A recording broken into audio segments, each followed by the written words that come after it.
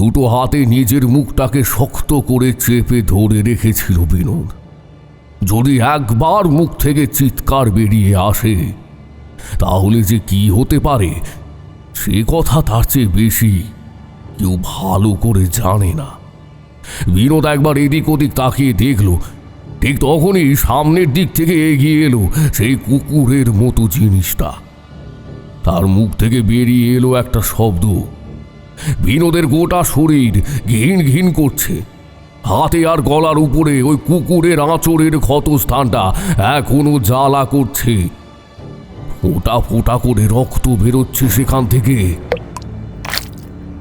বিনোদ বুঝতে পারল কুকুরটা বাতাসে তার রক্তের গন্ধ শুকতে শুকতে তার দিকেই এগিয়ে আসছে। এখন কি করবে সে? রক্তের গন্ধ শুকে ওই শয়তানটা ঠিক আমার কাছে চলে আসবে, তখন আমি এখানে কিছুতেই বাঁচতে পারবো না। কিন্তু কিন্তু কিন্তু এখন আমি কি করব? বিনোদের মনে হলো এই জঙ্গল, চারপাশের অন্ধকার সবকিছুই তার কাছে কেমন যেন অর্থহীন হয়ে পড়ছে। বিশেষ করে এই কুয়াশার মধ্যে ভালো করে সবকিছু দেখার কথা নয়, কিন্তু বিনোদ দেখতে পাচ্ছে কালো কুকুরটাকে, তার সঙ্গে তার জ্বলতে থাকা লাল চোখ দুটোকে, সব কিছুই। মাঝে মাঝে অদ্ভুত গড় গড় শব্দের সঙ্গে বিনোদের মনে হলো তার বুকের ভেতরের ধুকপুক শব্দটাও বেরিয়ে চলেছে। ঠিক এমন সময় গোটা জঙ্গল কাঁপিয়ে সেই অদ্ভুত কণ্ঠস্বরটা হেসে উঠে বলল,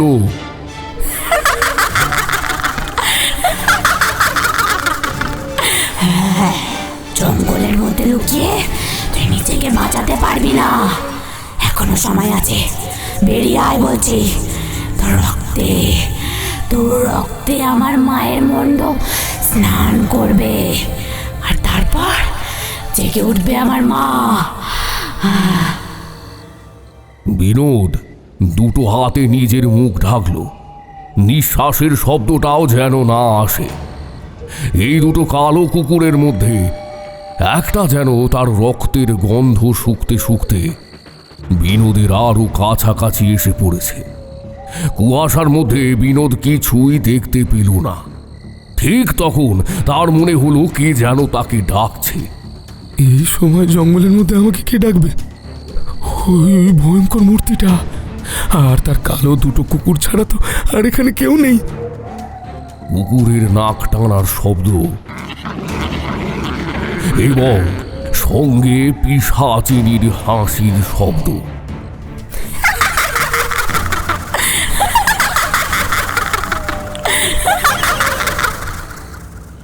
যেন বিনোদের মাথার ভেতরে ঢুকে তার গোটা মাথাটাকে তোলপাড় করে ফেলেছিল।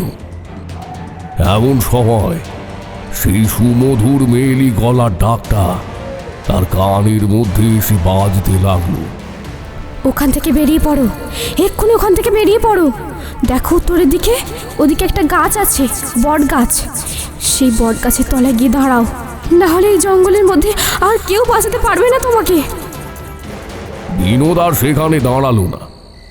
যেখানে বসেছিল সেখান থেকে হুড়মুড় করে অন্ধকারের কুয়াশার মধ্যে উত্তর কোণের দিকটা সে লক্ষ্য করে প্রায় ছুটতে লাগলো। পেছন থেকে সেই দুটো কুকুরের ডাক আর তার সঙ্গে তাদের প্রচন্ড গর্জনের শব্দ ভেসে আসতে লাগলো। তারা বুঝতে পেরেছে বিনোদ পালাচ্ছে, আর তাই তারাও ছুটে আসছে তার পেছনে পেছনে, চিৎকার করতে করতে। আমায় তোমরা ছেড়ে দাও, আমায় তোমরা ছেড়ে দাও, আমায় তোমরা ছেড়ে দাও, আমি ভুল করে ঢুকে পড়েছি, আমায় ছেড়ে দাও, তোমরা আমায় ছেড়ে দাও। তোর জীবন ভালো কাজে লাগবে, তোর জীবন দিয়ে তুই আমাকে আবার নতুন করে জাগাতে পারবি। তুই চলে যাস না, এখানে ফিরে আয় বলছি। বিনোদ কিন্তু ফিরল না। সে ছুটতে ছুটতে কিভাবে যে উত্তরের সেই বট গাছের তলায় গিয়ে পৌঁছলো সে নিজেও বুঝতে পারল না। বট গাছের ঝুড়ি নেবে গাছের গুড়িটাকে একেবারে আড়াল করে রেখেছে। তবে বট গাছের চৌহদ্দির মধ্যে সে ঢুকতেই একটা ব্যাপার কিন্তু বিনোদ খেয়াল করল। এখানে সেই ভীষণ ঠান্ডাটা কিন্তু আর নেই। তাছাড়া চারপাশের কুয়াশা যেন এই বট গাছের তলায় প্রবেশই করতে পারেনি। বট গাছের ডালপাতা যতটা জায়গা জুড়ে বিস্তৃত রয়েছে, ঠিক তার চারপাশে একটা গরম ভাব রয়েছে। বিনোদ দুটো হাত ঘষতে ঘষতে ঠান্ডা ভাবটাকে কমাবার চেষ্টা করতে লাগলো।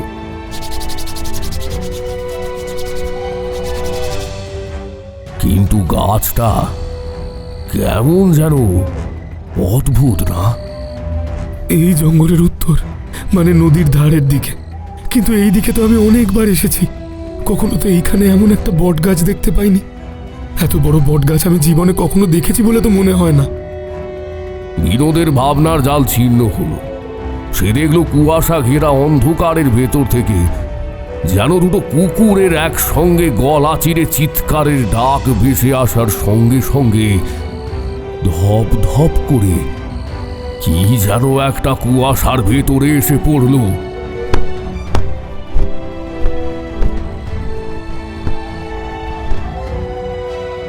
আর তারপরেই বিনোদের মনে হলো সেই কুয়াশার ভেতর থেকে ভেসে আসা একটা শব্দ শুনতে পাচ্ছে সে। কেন এমন করছিস? আমার সঙ্গে আয়, তোর রক্ত মায়ের কাজে লাগবে। মায়ের মণ্ডতে তোর রক্ত পড়লে মা জেগে উঠবে, আর তাতে তোর কত ভালো হবে বলতো। বিনোদ অবাক হয়ে গেল। এবার সাহস করে সে নিজেই সেই পিশাচিনীর অমন কথার উত্তর দিল। এবার রুক্ষ স্বরে সে বলল, আমি চাই না আমার রক্ত দিতে। আমার রক্ত দিয়ে তোর মাকে জাগাবার কোনো ইচ্ছে আমার নেই। চলে যা তুই এখান থেকে, চলে যা। এই গাছের তলায় তুই কিছুতেই আসতে পারবি না, আর সূর্য না ওঠা পর্যন্ত এই গাছের তলা থেকে আমি কোথাও যাব না। পিশাচিনী যেন রাগে রুষ্ট হয়ে উঠল। কুয়াশার মধ্যে দুটো দুটো চারটের বদলে এখন যেন আরো দুটো লালচে চোখ জল জল করে জ্বলে উঠল এবং তাকালো বিনোদের দিকে। রুক্ষ স্বরে সে বলল, আমার কথা শুনবি না? শুনবি না আমার কথা? মনে রাখিস, এই জঙ্গলে ওই মায়ের মন্ডের কাছে একবার যে গিয়েছে, সে কিন্তু মায়ের বলি না হয়ে ফিরে যেতে পারেনি। তুই যেখানেই যাস না কেন, তোকে তোকে আমি ঠিক খুঁজে বার করব, আর তারপর তোর কাটা মাথা পড়ে থাকবে ওই মায়ের মন্দিরের কাছে। নিজের বলা কথায় নিজেই অবাক হয়ে যাচ্ছিল বিনোদ। আর সেই অন্ধকারের ভেতরে কুয়াশার দিকে তাকিয়ে সে কিন্তু আবার বলল, আমাকে মারার কোনো ক্ষমতা নেই তোর। চলে যা বলছি, চলে যা এখান থেকে। ঠিক তখনই বিনোদের মনে হলো সেই বট গাছের তলায় তার পেছনের দিকে অন্ধকারে যেন একটা কালো ছায়া মূর্তি এসে দাঁড়িয়েছে। একটা নিশ্চিন্ত হাসির স্পর্শ পেল যেন বিনোদ। তারপর সেই মেয়েলি গলাটা বলল, গাছের তলায় যতক্ষণ তুমি আছো ততক্ষণ তোমার কোনো চিন্তা নেই, ও তোমায় স্পর্শ করতে পারবে না। তবে খবরদার, আর কোনোদিন এই জঙ্গলে এসো না। বিনোদ পিছনের দিকে ঘুরে তাকালো, আর সেই আধো অন্ধকারের মধ্যে চোখ শুয়ে আসতেই সে দেখতে পেল তার পেছনে কেউ নেই। একটু আগেই যেন একটা ছায়া বট গাছের অন্ধকারের দিকে কোথাও মিলিয়ে গেছে। বাইরে থেকে সেই দুটো কুকুর তীব্রভাবে আক্রমণাত্মকভাবে একবার ডেকে উঠল।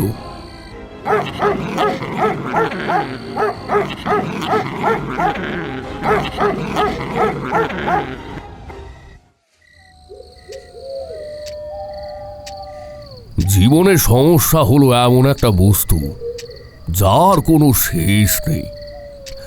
তুমি যদি মনে করো একটি সমস্যার সমাধান করে ফেলেছ যখন, তাহলে এবার নিশ্চিন্ত, তাহলে কিন্তু বোকামি করবে।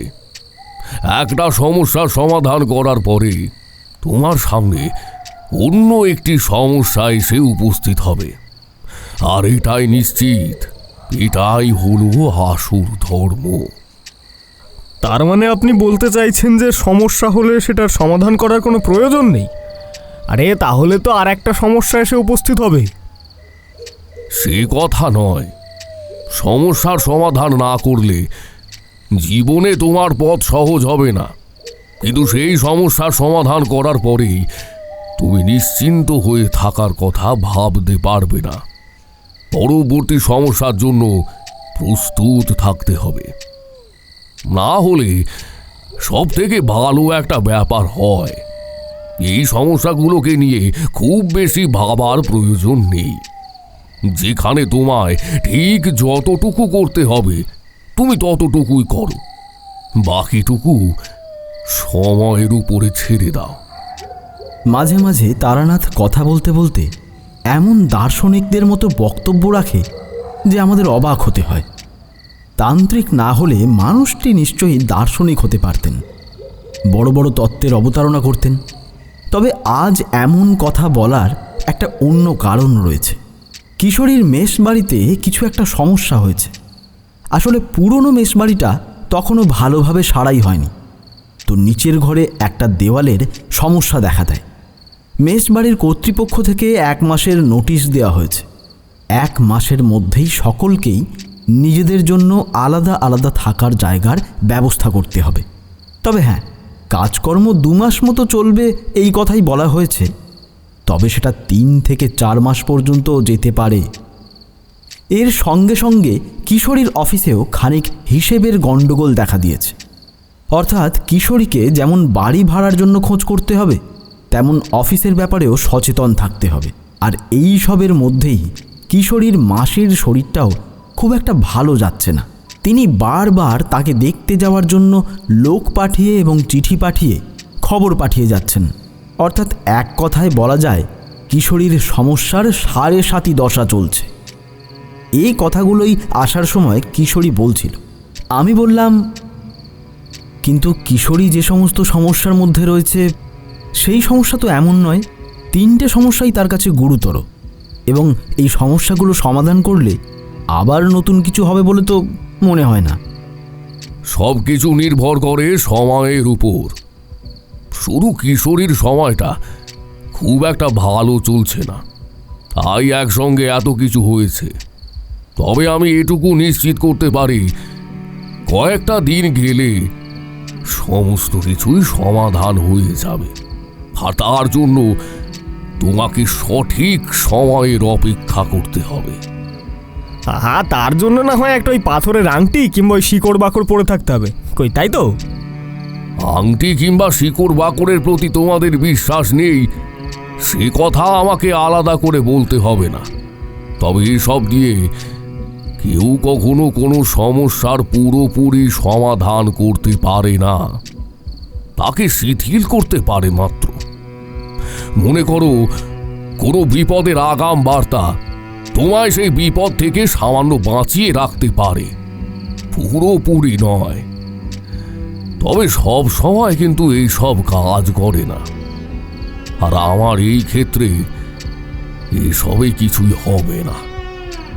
তোমার ভাগ্য নির্ধারিত, কিন্তু এই বিপদ নয়।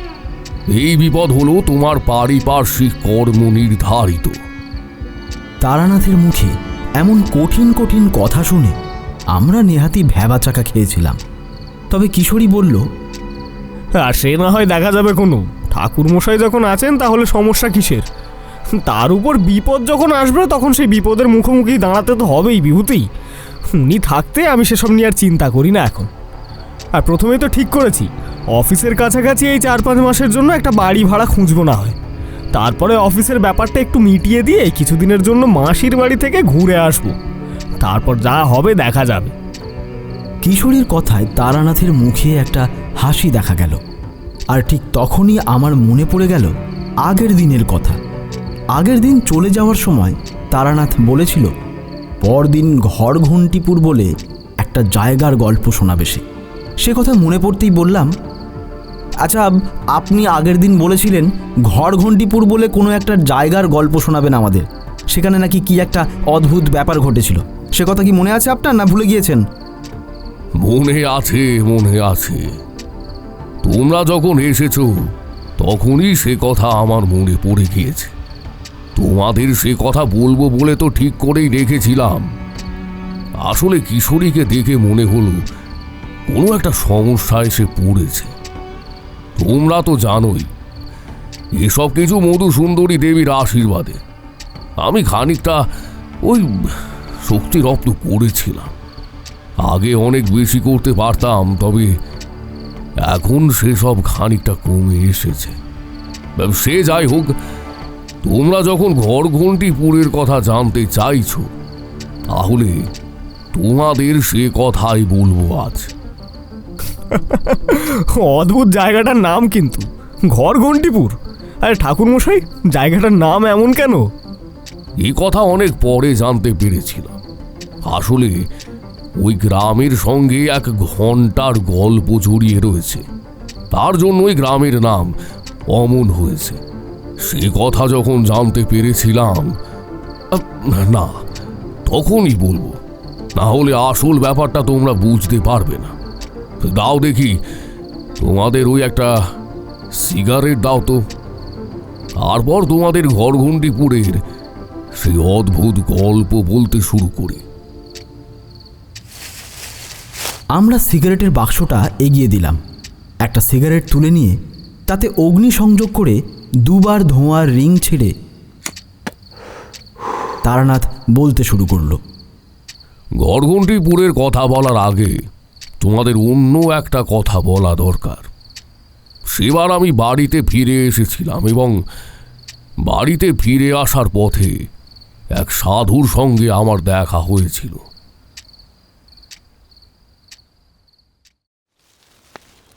আমাদের ওই গ্রামের পাশে গ্রামে সেই সাধু কিন্তু উচ্চ স্তরের সাধু।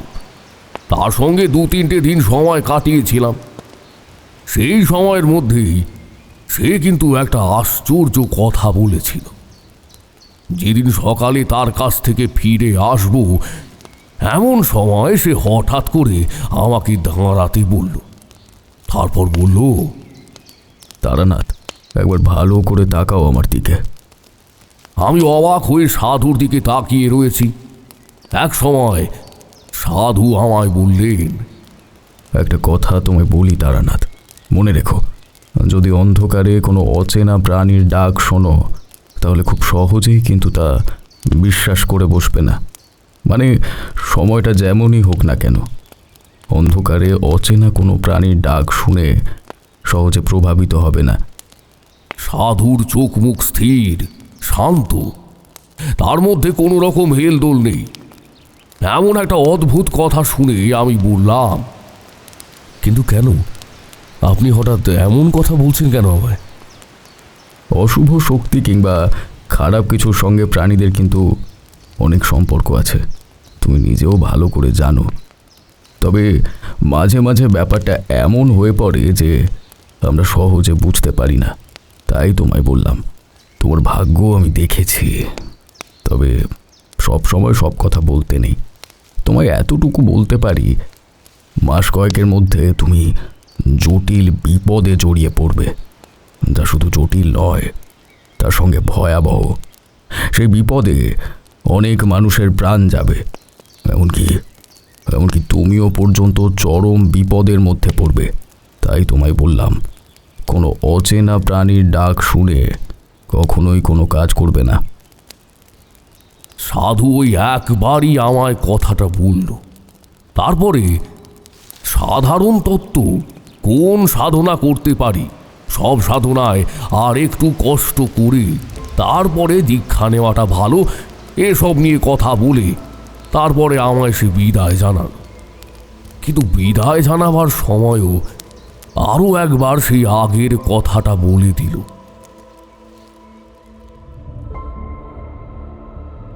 আমিও চিন্তিত মনে বাড়ি ফিরে এলাম। সাধু মিথ্যা কথা বলবে না, তার সঙ্গে যে কদিন ছিলাম দেখেছি অকারণে সে কথা বলে না। কথা কম বলে, তাছাড়া শুধু একটু অন্য রকমের উচ্চ স্তরের সাধক হলেও সে মিষ্টভাষী। এমন অনেক কিছুই সে বুঝতে পারে আগে থেকে, যেটা আমিও সহজে তখনও পর্যন্ত বুঝে উঠতে পারতাম না। বাড়িতে ফিরে এসে কয়েকটা দিন বাড়িতেই কাটিয়ে দিলাম, কিন্তু সাধুর কথাগুলো মাথা থেকে গেল না। একদিন বাড়িতে বসে রয়েছি, বোধহয় তখন শীতের সময়। দুপুরবেলা খাওয়া দাওয়া সেরে উঠোনের মাঝে রোদে বসে অতীতের কথা ভাবছি। বাড়িতে এলেই যেমনটা হতো আর কি। এমন সময় বাড়ির বাইরে রাস্তার দিক থেকে কার যেন গলা শুনে তাকিয়ে দেখি একজন লোক। তার বয়স আমার থেকে কম হবে, 20 অথবা 22, কিংবা তার থেকেও একটু বেশি হবে। পরনে খাটো করে পরা ধুতি, গায়ে একটা ফুল হাতা শার্টিনের গেঞ্জি আর জামা, মাথায় লম্বা চুল এলোমেলো হয়ে রয়েছে। অনেকটা পথ হেঁটে এলে যেমন মুখে ক্লান্তি বোঝা যায়, সেটুকুই বোঝা যাচ্ছে।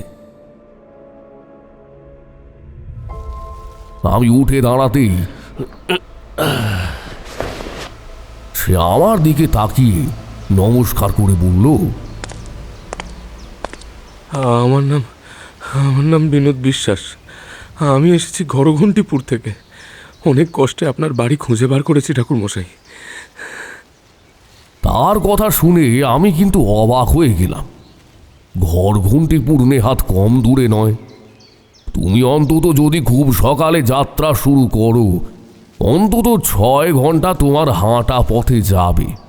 আর যদি দেরি করেছ, কি থেমেছ, তাহলে সেটা 8 ঘন্টা হতে পারে। তখন দুপুর, মানে খাওয়া দাওয়া সেরে নিয়েই বসেছি। অর্থাৎ সকাল সকাল বেরিয়ে পড়ে কোনো মতে এখানে এসেছে সে। সর্বনাশ, ঘরঘণ্টিপুর থেকে তুমি এখানে এসেছো? কিন্তু গরুর গাড়ি তো কোথাও দেখতে পাচ্ছি না। ততক্ষণে আমার কাছে বসে পড়েছে সে। ঢকঢক করে পর পর 2 গ্লাস জল খেয়ে সে যেন হাঁপ ছাড়ল। সে বসে থাকতে পারছে না, বাঁশের খুঁটির গায়ে হেলান দিয়ে এলিয়ে পড়েছে সে। গরুর গাড়ি পাইনি। গরুর গাড়ির পয়সা কোথায়? আমি হেঁটে এসেছি। আপনার কাছে আসা যে খুব দরকারি ছিল। কালকে খবর পেলাম আপনি আপনার গ্রামে ফিরেছেন, তার জন্যই। আমি অবাক হয়ে তাকিয়ে রইলাম তার দিকে। একটানা 6 ঘন্টা হেঁটে আসা কারোর পক্ষেই সম্ভব নয়। থেমে থেমে আসতে হবে তাকে, আর তাতেও 8 থেকে 10 ঘন্টা পর্যন্ত তার সময় লেগেছে। অর্থাৎ সকাল 6টাতেও যদি সে বেরিয়ে পড়ে, তাহলে তার এই সময়ে এসে পড়া গেলেও তাকে দ্রুত হাঁটতে হবে। তার পায়ের দিকে তাকালাম। ধুলি ধূসরিত তার পাটা যেন ব্যথায় টন টন করছে। তাকে এখন কিছুই বলার নেই। আমি আগে তার দুপুরের খাবারের ব্যবস্থা করলাম। মা বাবা তখনও বেঁচে আছে। তোমরা তো জানো, আমাদের যৌথ পরিবার। সে এসেছে এই খবর শুনে অনেকেই তাকে দেখতে এলো। কিন্তু শুনেছি যে গ্রামের লোকেরা এমন হাঁটাহাঁটি করেই তো অনেক জায়গাতেই যেত। তাহলে তার ক্ষেত্রে এমন অবাক হলেন কেন আপনারা? না, তুমি কিছু ভুল কথা বলনি। কিন্তু আমি যখনকার কথা বলছি তখন গরুর গাড়ির চল বাড়তে শুরু করেছে। 8 ঘন্টা কিংবা 10 ঘন্টা হাঁটা পথে কেউ আর তখন হেঁটে যাতায়াত করে না। তাছাড়া সে এসেছে আমার কাছে শুধু আমার সাথে দেখা করার জন্য। সে যাই হোক,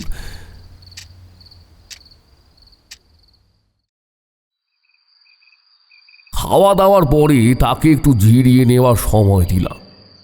সে হেলান দিয়ে কিছুক্ষণ বসলো। আমিও তাকে সময় দিলাম কিছুক্ষণ বিশ্রাম করার। কিন্তু অল্প সময় বিশ্রাম করেই সে যেন তার শরীরের সমস্ত জোর ফিরে পেল। তারপর সে বলল, আপনার ব্যাপারে তাহলে মিথ্যে শুনিনি। আপনার দয়ার শরীর ঠাকুর মশাই। সেই সকালে বেরিয়েছি, কিছু শুকনো চিঁড়ে মুড়ি নিয়ে বেরিয়েছিলাম, তা তো পথেই শেষ হয়ে গিয়েছে। একটা কথা বলার জন্য এসেছি ঠাকুর মশাই। এই আমাদের ঘরঘণ্টিপুরে একবার আপনাকে যেতে হবে। বড়ই বিপদে পড়েছি আমরা। বিপদটা যে কি আপনাকে তা এই মুহূর্তে আমি খুলে বলতে পারবো না। তবে আপনি যদি আমাদের সাহায্য না করেন তবে এক এক করে আমাদের গ্রামের সবাইকে মরতে হবে। ওই দুটো কালো কুকুর ও ও আমাদের ও আমাদের মেরে ফেলবে। ওদের হাত থেকে কেউ বাঁচাতে পারবে না আমাদের। বিনোদের কথা শুনে বুঝলাম সে ভীষণ ভয় পেয়েছে কোনো কারণ। কথাগুলো বলার সময় তার চোখের পাতা স্থির ছিল না, ঠোঁট কাঁপছিল তীর তীর করে। একই কথা সে দুবার করে বলে ফেলছিল। আমিও তাকে বললাম, দেখো বিনোদ, তোমার সঙ্গে যেতে আমার আপত্তি নেই, তোমায় সাহায্য করতেও আমার আপত্তি নেই, কিন্তু তার জন্য পুরো ব্যাপারটা আগে আমার ভালো করে জানা দরকার। তাছাড়া আজ আমরা রওনা হতে পারবো না। আজকের দিনটা তুমি এখানেই থেকে যাও, আমি নিজে তোমার থাকার ব্যবস্থা করে দিচ্ছি। আচ্ছা, ঠিক কী ব্যাপার হয়েছে সেসব কিছু তুমি আমায় খুলে বলো তো। বিনোদ কিন্তু রাজি হচ্ছিল না। সে বারবারই বলছিল তার আজকের মধ্যেই ফিরে গেলে ভালো হয়, কিন্তু আমার জোড়াজুড়িতে শেষ পর্যন্ত রাজি হয়ে গেল থাকতে। রাতে খাওয়া দাওয়া সেরে হ্যারিকে নিয়ে আমরা বসেছি। বাবা, মা, জ্যাঠা, কাকা সবাই বিনোদের সঙ্গে সাক্ষাৎ করে গেছে। ঘরঘণ্টিপুর আমাদের এখান থেকে অনেকটা দূরে বলেই ওই দিকের লোকজন খুব একটা যায় না। কালে ভদ্রে দু একজন যায়, তাদেরই একজনের থেকে বিনোদ খবরটা পেয়েছিল। তাছাড়া ঘরঘণ্টিপুর তো আর শুধু হাঁটার পথ নয়, কিছুটা হাঁটা পথ, তারপরে নদী পেরোতে হয়, তারপর জঙ্গলের পথ পেরোতে হয়। সেখানে যাওয়ায় অনেক ঝুঁকি ঝামেলা আছে। রাতের বেলা হ্যারিকে নিয়ে খাওয়া দাওয়ার পরে আমার ঘরে বসেছে বিনোদ। এখন যেন সে বেশ স্বাভাবিক হয়ে এসেছে।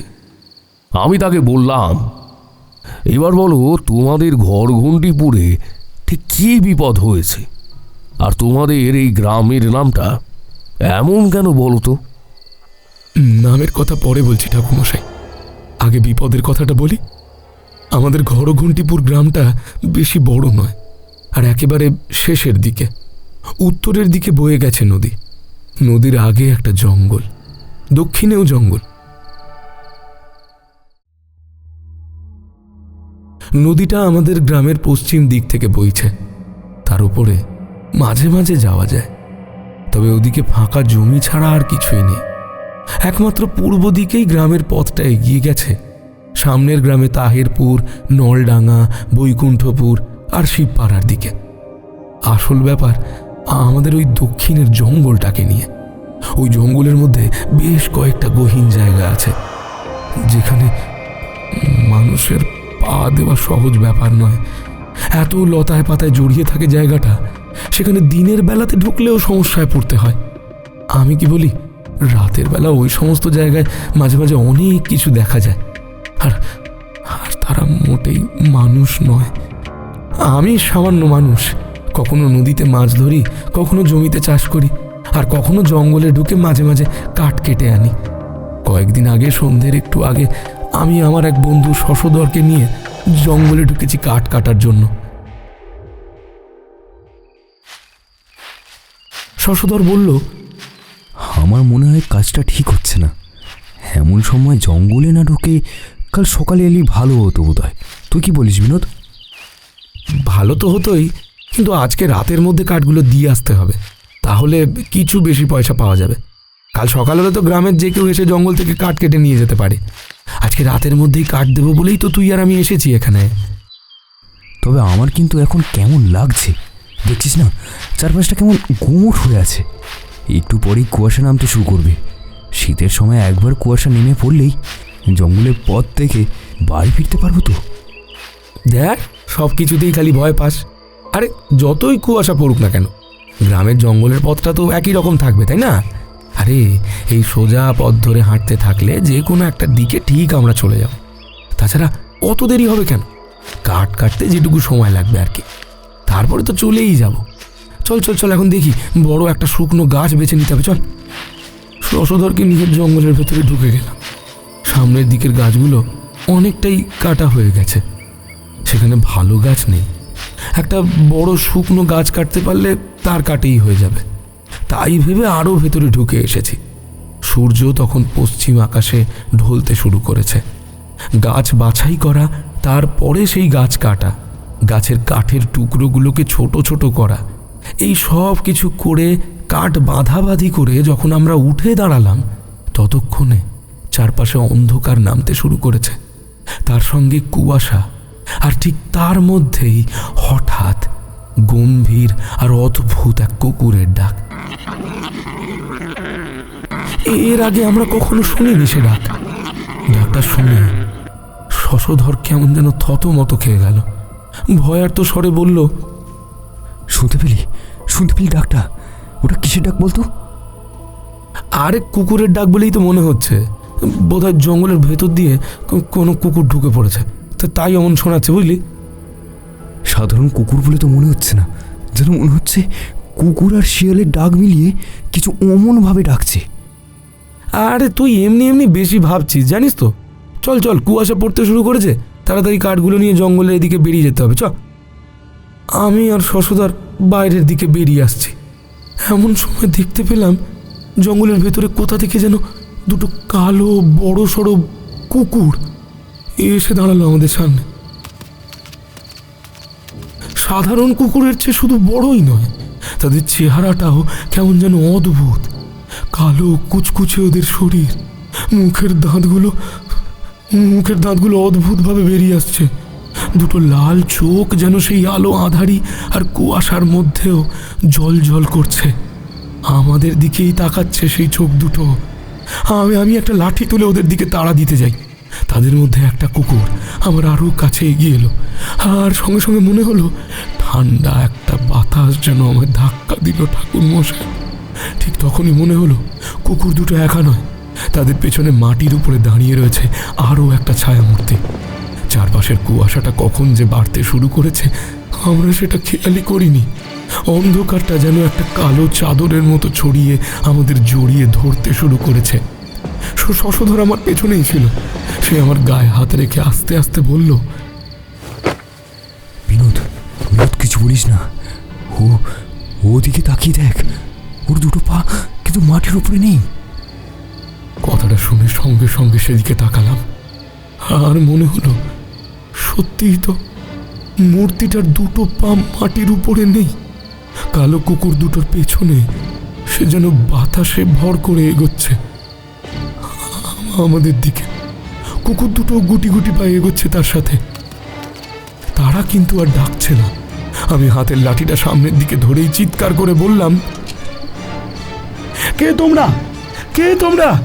দেখো, এই জঙ্গলে শুধু আমরা কাঠ নিতেই ঢুকেছিলাম। ব্যাপারটা যদি কোনো ভুল হয়ে থাকে তাহলে আমাদের ক্ষমা করে দাও। এবারের মতো ক্ষমা করে দাও। আমরা এদিকে আর কখনো আসবো না। তোরা এসেছিস বলেই তো আজকে আমার মায়ের মুন্ডতে রক্ত পড়বে, তাজা গরম রক্ত। আর সেই রক্ত পড়লে শশধর কেমন যেন কাঁপা কাঁপা গলায় চিৎকার করে উঠে বলল, তার মানে দক্ষিণের জঙ্গলের যে পিশাচিনী গল্পটা শুনেছিলাম, সেই গল্পটা সত্যি। দুটো কালো কুকুর নিয়ে ঘুরে বেড়ায়। তার মানে তুই সামনের সেই মূর্তিটা অদ্ভুতভাবে হেসে উঠল।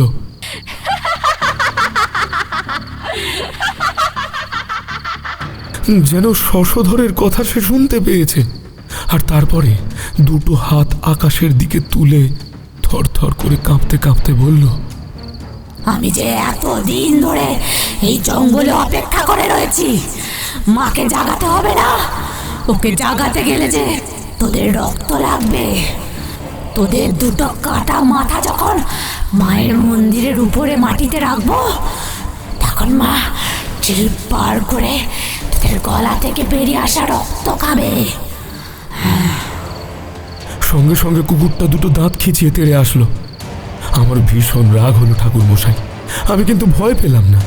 হাতের সেই কাঠটাকে দিয়ে সেই মূর্তিটাকে লক্ষ্য করে একটা বাড়ি বসাতে যাব, এমন সময় কালো একটা কুকুর লাফিয়ে উঠল। সে ঝাঁপিয়ে পড়ে লম্বা লাঠিটাতে একটা মস্ত কামড় দিয়ে মরমর করে ভেঙে ফেলল। ততক্ষণে আর একটা কুকুর লাফিয়ে উঠেছে আমার গায়ের উপর। তার হাতের নখের আঁচড়ে আমার গোটা শরীরটা চিড়েছে। গলার কাছটা যেন কেটে ছিঁড়ে যেতে লাগলো। প্রচণ্ড যন্ত্রণা হচ্ছে দেখে শশধর ছুটে এলো আমার দিকে।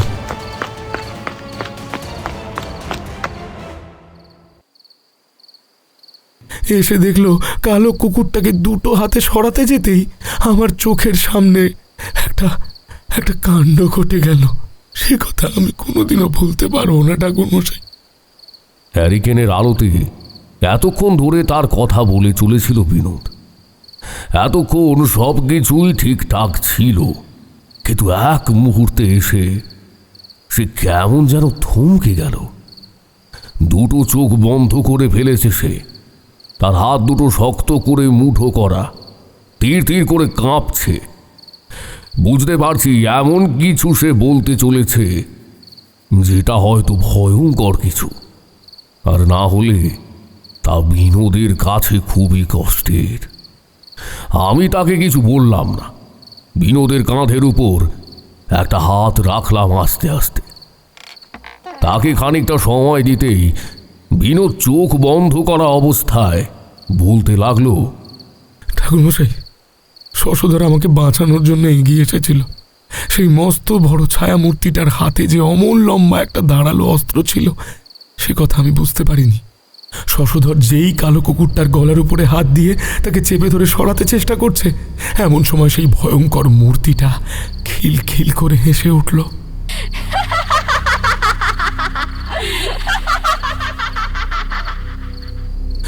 দুপা সামনের দিকে এগিয়ে এনে শশধরের গলা বরাবর তার হাতের সেই অস্ত্রটা চালিয়ে দিল। সঙ্গে সঙ্গে আমি দেখতে পেলাম খানিকটা রক্ত ছিটকে এসে লাগলো আমার মুখে। শশধরের মাথাটা তার গলা থেকে কেটে ছিটকে গিয়ে পড়ল পাশে। ব্যাপারটা দেখে আমি হতভম্ব হয়ে গিয়েছিলাম প্রথমে, কিন্তু পরবর্তীতে যেন মনে হলো এইখানে থাকলে আমাকেও এমনভাবেই মরতে হবে। তাই কথাটা ভেবেই তাড়াতাড়ি কুকুরটাকে আমার উপর থেকে কোনো রকমে সরিয়ে উঠে পড়লাম। তারপর কোনো রকমে ছুটতে লাগলাম সামনের দিকে। সর্বনাশ! তার মানে যে মূর্তিকে তুমি দেখেছিলে সেটা মোটেই কোনো মানুষ হতে পারে না। আর তার সঙ্গে যে কুকুর দুটো ছিল তারাও কোনো জীবিত প্রাণী নয়। মানে তারাও আসলে সত্যিকারের কুকুর নয়। কুকুরের শরীর অত ঠান্ডা হতে পারে না। তাদের হাতের নখগুলো যেন ছুরির ফলার মতো। একবার যদি সেই নখ আমার বুকে কিংবা গলায় বিঁধে যেত, তাহলে আমার ভবলীলা সেখানেই সাঙ্গ। কিন্তু বুঝতে পারছিলাম ওরা আমায় মারতে চাইছে না, ওরা আমায় ভয় দেখাচ্ছে। হয়তো ওই ভয়ঙ্কর মূর্তিটার হাতে সেই অস্ত্র আমার মাথাটা কাটতে পারত, তাই ওরা আমায় কিছু করছিল না। তারপর কি হলো? সেখান থেকে ছুটে গিয়ে জঙ্গলের মধ্যে লুকিয়ে পড়লাম। অনেকক্ষণ ধরে সেই দুটো কালো কুকুর আর বিভৎস মূর্তিটা আমায় খুঁজতে লাগলো। তারপরে যে কি হলো ঠাকুর মশাই, এটা আমি এখনো বুঝতে পারি না। কেউ আমায় বাঁচিয়ে নিয়ে গিয়েছিল দক্ষিণের দিকে একটা বট গাছের তলায়। কিন্তু আশ্চর্য, বটগাছটাকে আমি আগে কোনোদিন দেখতে পাইনি। এমনকি সেই রাতের পর সকালবেলায় ঠিক সেইখানে গিয়েও বটগাছটাকে আমি কোথাও খুঁজে পাইনি। আর তার জায়গায় জঙ্গল মতো হয়ে গিয়েছিল। আচ্ছা, এরপরে কি আর কোনো সমস্যা হয়েছে তোমাদের ঘরঘণ্টিপুর গ্রামে? হয়েছে তো, এরপরেই তো সমস্যা হয়েছে।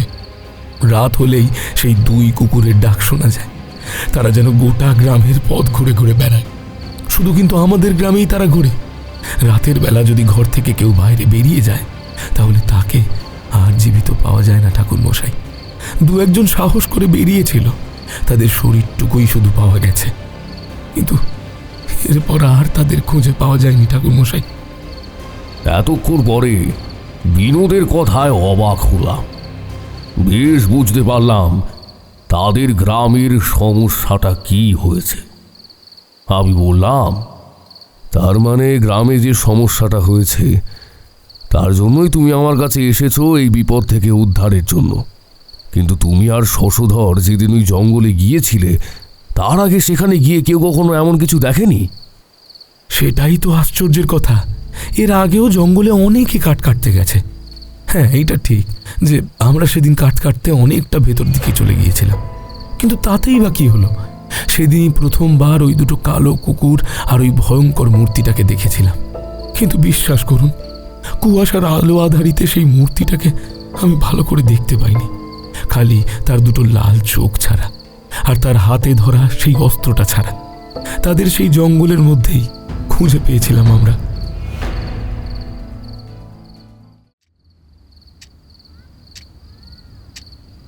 এতক্ষণ এক টানা তারানাথের মুখে কথাগুলো শুনে চলেছিলাম আমরা।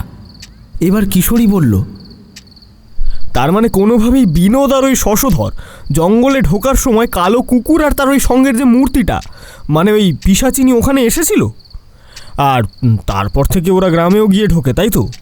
কিন্তু লোকেদের মৃতদেহ খুঁজে পাওয়া গেলেও তাদের মাথাগুলো কোথায় যাচ্ছিল ঠাকুরমশাই? এই কথাটা কিন্তু আমার মাথায় আসেনি, কারণ আমি বুঝতে পেরেছিলাম ওই কাটা মাথাগুলো সেই পিশাচিনী নিজের সঙ্গে করে নিয়ে গিয়েছে কোনো এক বিশেষ কারণে। তোমাদের হয়তো মনে আছে, বারবার বিনোদ বলেছিল সেই পিশাচিনী কোনো এক মায়ের কথা বলছিল, যার মণ্ড জাগাবার জন্য সে কাটা মাথা এবং রক্তের কথা বলেছিল। কিন্তু গ্রাম থেকে মানুষের কাটা মাথা নিয়ে এসে জঙ্গলের মধ্যে যদিও যায়, গ্রামের লোকেরা তো জঙ্গলের মধ্যে নিশ্চয়ই ঢুকেছিল, তাহলে তারা দেখতে পায়নি সেগুলো? বিনোদ বলেছিল দিনের বেলা গ্রামের সাহসী লোকেদের নিয়ে সে তন্ন তন্ন করে জঙ্গলে ঘুরে বেরিয়েছে, কিন্তু কোথাও এমন কিছু খুঁজে পাওয়া যায়নি। তবে হ্যাঁ, ওই যে গভীর জঙ্গল, যেখানে দিনের বেলাতেও পা দেওয়া মুশকিল, এই সমস্ত জায়গায় চেষ্টা করেও ওরা ঢুকতে পারেনি। এরপরে আপনি কি করলেন? মানে ঘরঘণ্টিপুরের লোকেরা তো তার মানে ভীষণ বিপদে ছিল। রাতের বেলা ঘর থেকে বেরোলে সেই দুটো কালো কুকুরের হাতে তাদের নানা রকম বিপদ হচ্ছিল, আর বিনোদ তার জন্যই এতটা পথ পায়ে হেঁটে আপনার কাছে এসেছিল। বিনোদের মুখে সব কথা শুনে বিপদের গুরুত্ব আন্দাজ করতে পারলাম।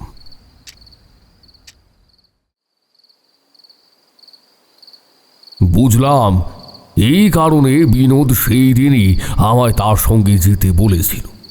আমি বললাম, ঠিক আছে, কাল সকালে উঠেই আমরা বেরিয়ে পড়ব।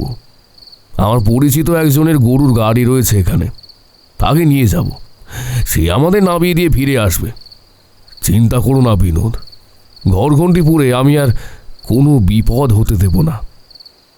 আমার কথায় বিনোদের মুখে সামান্য হাসি ফুটল, কিন্তু তখনও কি আর জানতাম কি অদ্ভুত বিপদ আমাদের জন্য অপেক্ষা করে রয়েছে ঘরঘণ্টিপুরে।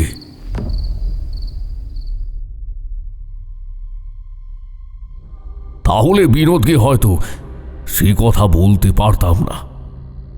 বিনোদ আমার কথায় নিশ্চিন্ত হয়ে শুয়ে পড়ল। এই ঘরেই তার শোয়ার ব্যবস্থা করা হয়েছিল। পরদিন সকালে বিনোদকে নিয়ে তৈরি হয়ে আমরা গরুর গাড়িতে করে ঘরঘণ্টিপুরে যখন গিয়ে পৌঁছলাম, তখন সকাল প্রায় শেষ হয়ে দুপুরের দিকে প্রবেশ করতে শুরু করেছে। গ্রামে প্রবেশ করে গরুর গাড়ি ছেড়ে আমরা হাঁটা পথে বিনোদের বাড়ি যাব। এমন সময় দেখি এক বাড়ির সামনে জটলা। বুকের ভেতরটা কেমন যেন করে উঠল। বিনোদকে বললাম, বিনোদ, কি হয়েছে বলো তো ওখানে? একবার দেখো তো, অত লোকজন কেন ওখানে? এইটাই তো বুঝতে পারছি না, কাল রাতে আবার কিছু হলো নাকি? একটা রাত গ্রামে ছিলাম না, কতবার করে সবাইকে বলেছিলাম যেন রাতের বেলা কেউ ঘর থেকে না বের হয়। আমার কথা শুনে বিনোদ এগিয়ে গেল সেই বাড়ির দিকে। আমি দাঁড়িয়ে রইলাম চুপ করে।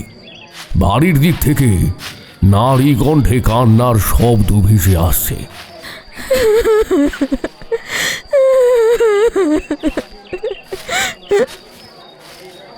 জমা থাকা লোকেদের কেউ কেউ আমার দিকে তাকাচ্ছে।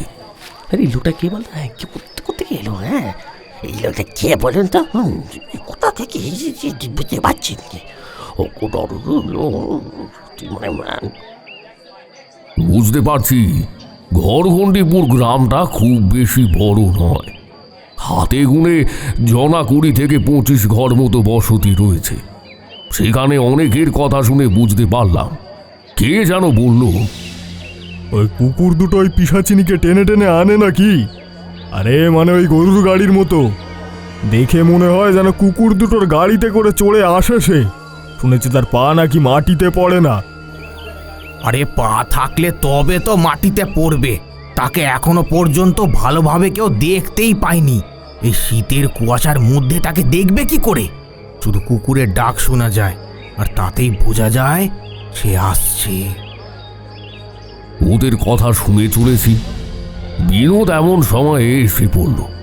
হন্তদন্ত হয়ে সে বলল, মাধব মারা পড়েছে কাল রাতে। মাধবের বউ কাল রাতে সব কিছু দেখেছে। আপনি আপনি এক্ষুনি আসুন ঠাকুরমশাই। আপনি মাধবের বউয়ের সঙ্গে একবার কথা বলুন, তারপরে আমার বাড়িতে যাবেন। মনে হলো মাধবের বউয়ের সঙ্গে কথা বলা দরকার। কাল রাতে সে যদি সবকিছু দেখে থাকে তাহলে তো ব্যাপারটা ভালোই। কিন্তু আর একটু এগিয়ে যেতেই যে দৃশ্যটা দেখতে পেলাম তাতে বুকের ভেতরটা যেন কেমন করে উঠল। উঠোনের মাঝখানে কাঠের খাটিয়ার উপরে কাপড় চাপা দেওয়া রয়েছে একটা শরীর। বিনোদ আমার কানের কাছে আস্তে আস্তে বলল, মাথাটা খুঁজে পাওয়া যায়নি। কয়েকজন লোক জঙ্গলের দিকে গেছে, তবে মনে হয় না সেটা পাওয়া যাবে বলে। আবার মাথা ছাড়াই মৃতদেহ পুড়িয়ে দিতে হবে। আমি মাধবের বউকে দেখলাম, সে হাপুস নয়নে কেঁদে চলেছে খালি। তারপর দুজনে এগিয়ে গেলাম তার দিকে, কাল রাতের কথা বলবো বলে। মাধবের বউকে যখন আমরা দেখলাম তখন বলা ভালো যে তার অবস্থা খুব একটা ভালো নয়। বিনোদ তার পাশে গিয়ে বসল। মাধবের বউ একা, মাধবকে নিয়ে সে থাকে। তাদের কোনো ছেলেপুলে নেই। মাধবকে হারিয়ে তার বউয়ের অবস্থা এখন কোনো মতেই ভালো নয়। তার মধ্যেই সে বলল, আমি নিজে দেখেছি কাল রাতে ওই শয়তানি এসেছিল, তার সঙ্গে ওই কালো দুটো কুকুরও ছিল। কতবার করে বললাম ঘর থেকে না বেরোতে। আমার কথা যদি কেউ শোনে। ততক্ষণে মাধবের মৃতদেহ নিয়ে যাওয়ার জন্য লোকেরা ব্যস্ত হয়ে পড়েছে। আমি, বিনোদ আর মাধবের বউ আমরা দাওয়ার কাছে এসে বসেছি। আমি বললাম, তুমি কি কি দেখেছ ওটা আমার সত্যি করে বলো তো মা। দেখো, আমি তারানাথ তান্ত্রিক। তোমাদের গ্রামে এসেছি দক্ষিণের জঙ্গলের ওই পিশাচিনীকে আটকাবার জন্য, যাতে সে আর কাউকে কিচ্ছু করতে না পারে। মাধবের বউ হাপুস নয়নে কাঁদতে কাঁদতে আমার পায়ের ওপর এসে পড়ল। তারপর বলল, আমাদের এই গ্রামটাকে যেভাবে হোক এই বিপদ থেকে বাঁচান ঠাকুরমশাই। আমি জানি আমার মতো আরও অনেকের পরিবারে এমন আঘাত নেমেছে। আজ যাতে কারোর এমন ক্ষতি না হয় তার জন্যই আমি বলছি। মাধবের বউয়ের কথা শুনে আমি বুঝতে পারলাম বিনোদ মিথ্যে বলেনি। তাছাড়া এতগুলো লোক এখানে রয়েছে, তারাও সেই একই কথা বলছে। বুঝতে পারলাম আমি এখন আর কাছ থেকে কোনো কিছুই জানা যাবে না। আগে মাধবের মৃতদেহ নিয়ে ওরা শ্মশানে চলে যাক, তারপরে সব শুনব। বিনোদ বলল, একটা কাজ করুন ঠাকুরমশাই, এখন তো দিনের বেলা, এই ফাঁকে আমরা গিয়ে দক্ষিণের জঙ্গলটাকে একবার দেখে আসি। বিনোদের সঙ্গে তখন দক্ষিণের জঙ্গল দেখার জন্য বেরিয়ে পড়লাম। এদিকে ওরা নিজেদের কাজকর্ম সেরে ফেলুক, আমি আর বিনোদ গিয়ে জায়গাটা একবার দেখে আসি। আগেই বলেছি গ্রামটা ছোট। বিনোদের সঙ্গে হাঁটতে হাঁটতে দুই একজনের মুখে আবার সেই কালো দুটো কুকুর আর সেই না দেখা পিশাচিনীর কথা শুনতে পেলাম। শুনতে শুনতেই দক্ষিণের জঙ্গলের কাছে গিয়ে পৌঁছতেই অদ্ভুত ব্যাপার, কিন্তু মনে হলো জঙ্গলে ঢোকার যে প্রবেশের জায়গাটা রয়েছে সেখানে আসতেই জঙ্গলের ভেতরটা অতি সাধারণ নয়, কিছু একটা আছে। জঙ্গলে ঢোকার পথে থমকে দাঁড়াতেই বিনোদ বলল, কি হলো ঠাকুরমশাই, দাঁড়িয়ে পড়লেন কেন? তুমি কিছু বুঝতে পারছো না বিনোদ? জঙ্গলের হাওয়াটা যেন একটু অন্যরকম। বাইরের হাওয়া আর ভেতরের হাওয়ার মধ্যে একটা পার্থক্য আছে। বিনোদকে বলা কথাটা শেষ হয়েছে এমন সময় মনে হলো জঙ্গলের ভেতর থেকে যেন একটা খসখস শব্দ শুনতে পাচ্ছি, যেন জঙ্গলের ভেতরে ঝোপের মধ্যে কেউ নড়াচড়া করে চলেছে। শব্দটা বিনোদ নিজেও শুনতে পেয়েছিল। সেও থমকে দাঁড়িয়ে সেদিকে তাকিয়ে রইল। আমি বললাম, জঙ্গলের ভেতরে তোমরা সেদিন গাছ কাটতে কতটা ভেতরে গিয়েছিলে? সেই কথাটা কি তোমার মনে আছে বিনোদ? মনে আছে ঠাকুরমশাই, ফেরার সময় তো মনে ছিল না। তাড়াহুড়ো করে সেই বট গাছের কাছে গিয়ে দাঁড়িয়েছিলাম। তারপর সকাল হতেই যখন বেরিয়ে এসেছিলাম তখন এমন অবস্থা, শশধরের মৃতদেহটাও তো পেয়েছিলাম ভেতরে। কিন্তু আপনি এ কথা বলছেন কেন? তখন কিন্তু বিনোদের কথায় দক্ষিণের জঙ্গল সব কিছু মিলিয়ে একটা ব্যাপার আমি বুঝতে পেরেছি। সেদিন জঙ্গলে ঢোকার পরে ওরা এমন কিছু একটা করেছিল যার জন্য ওই পিশাচিনী আর তার সঙ্গে থাকা সেই দুটো কালো কুকুর কোনোভাবে গ্রামের প্রতি আকৃষ্ট হয়েছে। কিন্তু যে মণ্ডর কথা ওই পিশাচিনী বলেছিল সেটাই বা কি, সেটাও তো আমাকে জানতে হবে। তাই এত কিছু সত্ত্বেও জঙ্গলের ভেতরে আমি ঢুকলাম। বিনোদ আমায় পথ দেখিয়ে নিয়ে চলেছে। দিনের বেলা চারপাশে রোদের আলো যেন ভেসে বেড়াচ্ছে, তার মধ্যে জঙ্গলের এখানে ওখানে গভীর জঙ্গল, বড় বড় গাছের চারপাশে গড়ে ওঠা লতা গুল্মের দেখা মিলছে। কিন্তু বিনোদ বারবার বলে চলেছে, শব্দটা তো এখনো শুনতে পাচ্ছি ঠাকুরমশাই। কি হচ্ছে বলুন তো? কোথাও কাউকে দেখতে পাচ্ছি না, অথচ একটা শব্দ ক্রমাগত চলছে। ব্যাপারটা আমি কিন্তু বুঝতে পেরেছিলাম, কিছু একটা আমাদের উপরে নজর রেখে চলেছে, কিন্তু সে আমাদের সামনে আসতে চাইছে না। দিনের আলোর জন্যই হোক কিংবা অন্য কোনো কারণে হোক। আমি বললাম, ও তোমার মনের ভুল, কোথাও কোনো শব্দ নেই। চলো চলো, যে জায়গাটায় তোমরা সেদিন গাছ কাটতে গিয়েছিলে সেখানটায় আমায় নিয়ে চলো। বিনোদ আমায় সেখানে নিয়ে এলো। একটা জায়গায় গাছ কাটা হয়েছে, তার চিহ্ন তখনও রয়েছে। তার আশেপাশে আর কোথাও কিছু নেই বটে, তবে বিনোদ সেদিকে তাকিয়ে কি যেন খুঁজছিল। তাকে বললাম, কি হয়েছে বিনোদ, তুমি কি খুঁজছো? গাছ কাটার আগে সেদিন শশধরের এইখানে কোথায় যেন একটা বসেছিল, আর বসার সময় হুড়মুড় করে যেন জঙ্গলের ভেতর ঢুকে গেছিল কিছু একটা। সেই জায়গাটাই খুঁজছি। ওই যে ওইখানটা দেখুন, ওই গাছের নিচটা কেমন যেন ঘুপচি মতো হয়ে রয়েছে।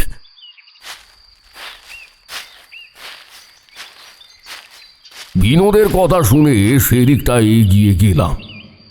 সেই ঘুপচি মতো জায়গাটা লতাগুল্ম সরাতে সরাতেই একটা আশ্চর্য ব্যাপার চোখে পড়ল। এতদিন যে এইটা কেন চোখে পড়েনি সেটা বুঝতে পারছিলাম না। ব্যাপারটা দেখে বিনোদ ভয় পেয়ে দুহাত পিছনের দিকে সরে গেল। কিন্তু আমি ভয় পাওয়ার মতন মানুষ নই। লতা গুল্ম সরাতে সরাতে মাটির মধ্যে প্রায় অর্ধেকটা পুঁতে রাখা মাথাগুলো আমার চোখে পড়ল। মানুষের মাথা, তার মধ্যে কয়েকটা পচে গলে প্রায় হাড় বেরিয়ে গিয়েছে। তার মধ্যে সবচেয়ে তাজা এবং টাটকা একটা মাথা রয়েছে। দেখেই বোঝা যায় কাল রাতে কোনো সময় মাথাটাকে এইখানে মাটির মধ্যে রাখা হয়েছে। গুনে দেখলাম মোট 8খানা মাথা সেখানে রয়েছে। আরো বেশ কয়েকটা মাথা এগুলোর পাশে পড়লেই জায়গাটা গোল মতো হয়ে যাবে। যে জায়গাটাকে ঘিরে রয়েছে সেটা একটা মাটির টিভির মতো উঁচু হয়ে রয়েছে, আর তার মাথার দিকটা ভাঙা। বললাম, তুমি নিশ্চিত এইখানেই সেই জায়গা ছিল? মানে এই টিভির কাছেই শশধর সেদিন পড়েছিল? সেটাই তো মনে হচ্ছে। তো তখন যে অন্ধকার অন্ধকার হয়ে এসেছিল অল্প অল্প, ভালো করে কোনো কিছু দেখতে পাইনি। শশধর হুড়মুড় করে পড়ে যাওয়ার পরে তার গায়ে মাটি লেগেছিল। কিন্তু কেন বলুন তো? আর এইখানে এই ব্যাপারটা কি? গ্রামের কাউকে এখন এই ব্যাপারে কথা বলার প্রয়োজন নেই। এই মাথাটাকে ভালো করে দেখো তো, চিনতে পারো কিনা। বিনোদকে কথাটা ঠিক করে বলতেই বিনোদ সামনের দিকে এসে ভালো করে মাথাটা দেখেই প্রায় চিৎকার করে বলে উঠল, এটা তো মাধব। মাধবের কাটা মাথা কি করে এলো এখানে ঠাকুরমশাই? সবকিছুই আমি বুঝতে পেরেছি বিনোদ। এখন এসব নিয়ে কিছু করার সময় নেই। একটা শাবল কিংবা ওই জাতীয় কিছু যদি জোগাড় করতে পারো, এই মাটির মন্দির জায়গাটা খুঁজে দেখা দরকার একবার। দেখতে দেখতে দুপুর পেরিয়ে বিকেল হয়ে আসতে লাগলো। বিনোদ ফিরে গিয়েছিল একটা শাবল কিংবা কোদাল জাতীয় কিছু একটা খুঁজে আনতে। আমি সেই জঙ্গলের জায়গাটা ঘুরতে ঘুরতে গোটা জায়গাটা দেখার চেষ্টা করলাম। খসখসে শব্দটা কিন্তু বন্ধ হয়ে গেছে। যতই বিকেল হয়ে আসতে লাগলো ততই যেন চারপাশে একটা অদ্ভুত অদ্ভুত কুমোট পরিবেশ তৈরি হতে লাগলো। মনে হলো এই জঙ্গলটা, বিশেষ করে এই জায়গাটার আশেপাশের এই হরঘণ্টিপুর গ্রাম থেকে আলাদা হয়ে গেছে। অনেকক্ষণ অপেক্ষা করার পর যখন বিনোদ ফিরে এলো, তখন তার হাতে একটা কোদাল ছিল। সে কোদাল দিয়ে মাটির মন্ডের মতো জায়গাটা আমরা খুঁড়ে চললাম।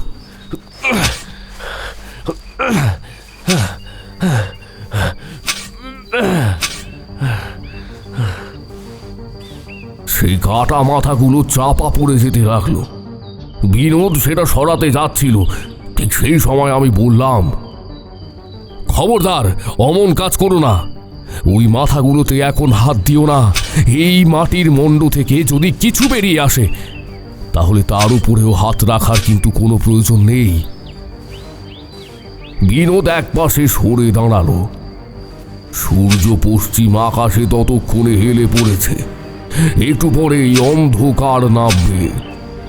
কোদাল চালাতে চালাতে মাটির মন্ডটা খুঁড়তে খুঁড়তে একটা লাল পুরনো হয়ে যাওয়া কাপড় আমাদের চোখে পড়ল। বিনোদ সেটা তুলতে যাবে, আমি তাকে বারণ করব, তার আগেই সে কাপড়টা ধরে একটা হ্যাঁচকা টান দিতেই সেটা ছিঁড়ে ফরফর করে উঠল।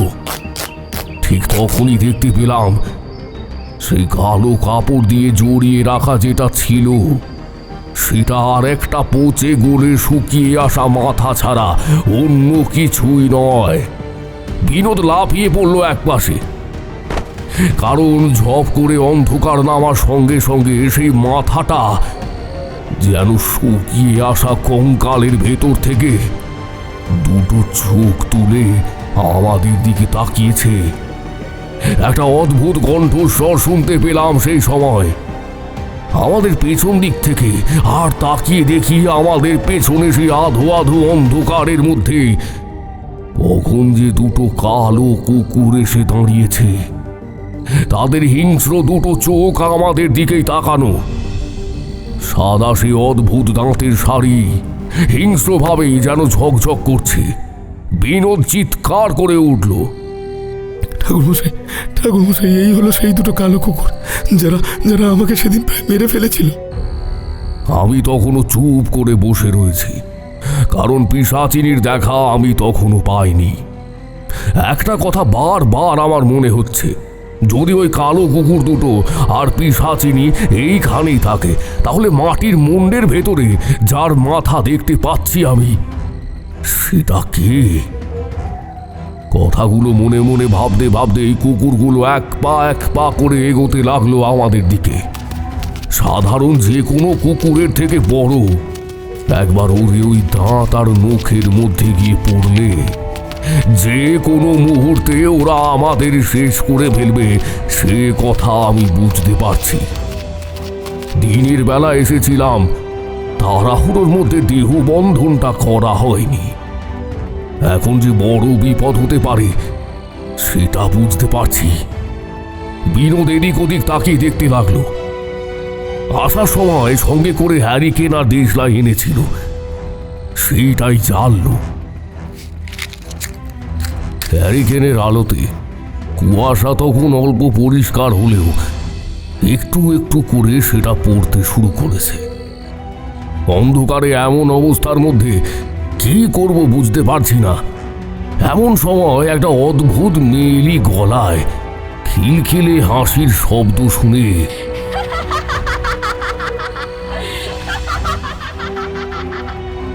সামনের গাছটার দিকে তাকাতেই দেখতে পেলাম সেই গাছের ওপর থেকে কখন যেন নেমে এসেছে একটা অদ্ভুত মূর্তি। তার দুটো হাত তখনও গাছের উপরে, আঙুলগুলো মাটির উপরে নেমে আসতেই বুঝতে পারলাম এই হলো সেই পিশাচিনী। হ্যারিকেনের আলোতে সেই দিকে তাকাতেই বিনোদ কেমন যেন স্তব্ধ হয়ে গেল। একটা মেয়ের মুখ, তবে অদ্ভুত তাকে দেখতে। এমন অসাধারণ সুন্দর মেয়ে এর আগে আমরা খুব কম দেখেছি। বিনোদ বলল, ঠাকুরমশাই অমনভাবে ওদের দিকে তাকিয়ে থাকবেন না। এই হলো সেই মূর্তি যে আমার চোখের সামনে শশধরকে মেরেছে। কে তুমি? এখানে কি করতে এসেছো? দক্ষিণের জঙ্গলে এমন কি রয়েছে যার জন্য বারবার তুমি এখানে আসছো? মাধবী বা তোমার কি ক্ষতি করেছে? মাধব আমার কোনো ক্ষতি করেনি, বরং আমার কাজে সাহায্য করেছে। আর মাত্র কয়েকটা মানুষকে মায়ের কাছে উৎসর্গ করতে পারলেই মা ফিরে আসবে। তোরা আজ মাটি খুঁড়ে মাকে বেরিয়ে আসতে সাহায্য করেছিস। কোনো মানুষ ছাড়া এই কাজ কেউ করতে পারবে না। সঙ্গে সঙ্গে বুঝতে পারলাম এতক্ষণ ধরে আমি যেটা ভেবেছিলাম সেটাই ঠিক। কিছু বুঝে ওঠার আগেই তাড়াতাড়ি সেই গর্তটা চারপাশের থেকে মাটি তুলে সেই খুলিটার ওপর দিয়ে চাপা দিতে শুরু করলাম। আর সেই খুলিটার অদ্ভুত কালো চোখের দৃষ্টি যেন আগুনের মতো আমার দিকে তাকিয়ে দেখছে। কালো দুটো কুকুর দুবার অদ্ভুত স্বরে ডাক ছেড়ে আমার দিকে এগিয়ে আসার সঙ্গে সঙ্গে বিনোদ কোদালটাকে হাতে তুলে নিয়ে দাঁড়ালো। সে বলল, যাই হয়ে যাক না কেন, তোদের কাউকে ঠাকুরমশাইয়ের কোনো ক্ষতি করতে দেব না। আমার সামনে এলে তোদের কাউকে ছাড়বো না আজ। বিনোদের মধ্যে হঠাৎ করেই যেন সাহস এসে পড়েছে, কিন্তু আমি বুঝতে পারছিলাম যেটুকু সময় বিনোদ আমায় দিয়েছে সেটুকু সময় আমায় কাজে লাগাতে হবে। তাড়াতাড়ি সেই মাটিগুলো আবার নতুন করে চাপা দেওয়ার সঙ্গে সঙ্গেই যেন চোখের সামনে থেকে সেই পিশাচিনী আর কালো কুকুরগুলো হাওয়ায় মিলিয়ে গেল। অনেক দূর থেকে শুনতে পেলাম তার গলা, আমার কাজ আমাকে সম্পূর্ণ করতেই হবে, যেভাবেই হোক। তুই যে আমায় আটকাতে পারবি না। এই জঙ্গল হলো আমার জায়গা। এখনকার মতো এখান থেকে তোকে ছেড়ে দিচ্ছি।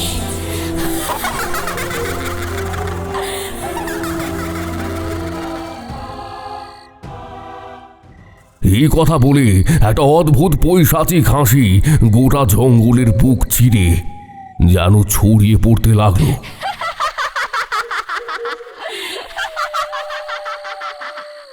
সেই শব্দ আমাদের কান পর্যন্ত এসে পৌঁছলো, কিন্তু ঠিক বুঝতে পারলাম না হঠাৎ করে সে আমাদের ছেড়ে দিয়ে চলে গেল কেন।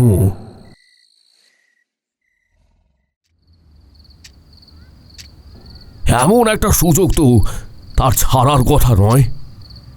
তারানাথ কথাটা বলার সময় নিজেই যেন কেমন বিব্রত হয়ে পড়েছিল। আমরা চুপ করে তার কথা শুনে চলেছি। তারপরে কি হলো তা জানার জন্য আমাদের মন উতলা হয়ে রয়েছে। কিশোরী বলল, আশ্চর্য, যেখানে সে শশধরকে মেরেছে, বিনোদকে ভয়ও দেখিয়েছে, এমন জায়গায় আপনাদের দেহবন্ধনই না থাকা অবস্থাতেও আপনাদের ছেড়ে দিল কেন? এটা তখন বুঝতে পারিনি, বুঝতে পেরেছিলাম অনেক পরে। তখনকার মতো বিনোদকে নিয়ে তাড়াতাড়ি সেখান থেকে বেরিয়ে এলাম।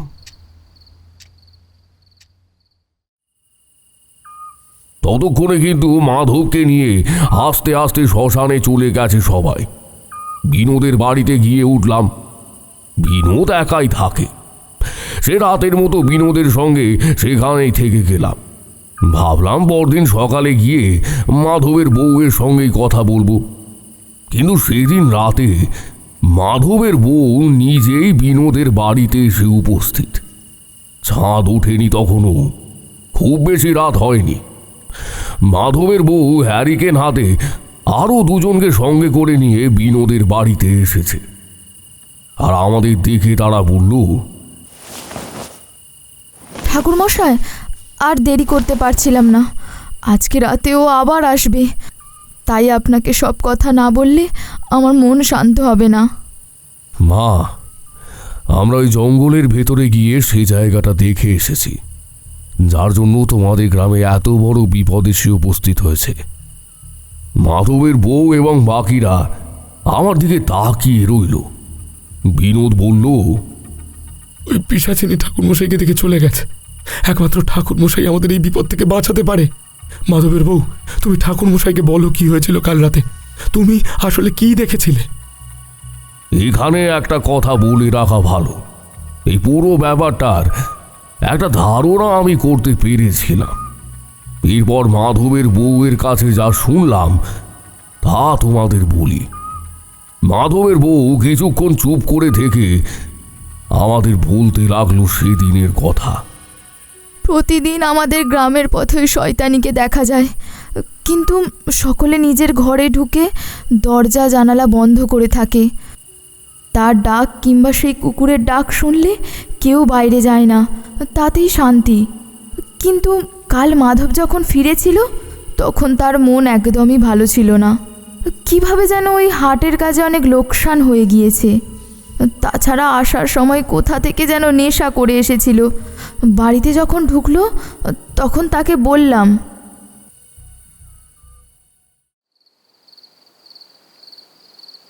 তুমি তো জানো রাতের বেলা আমাদের গ্রামে কি হয়, তারপরেও তুমি এমনভাবে এসেছো রাতের বেলা।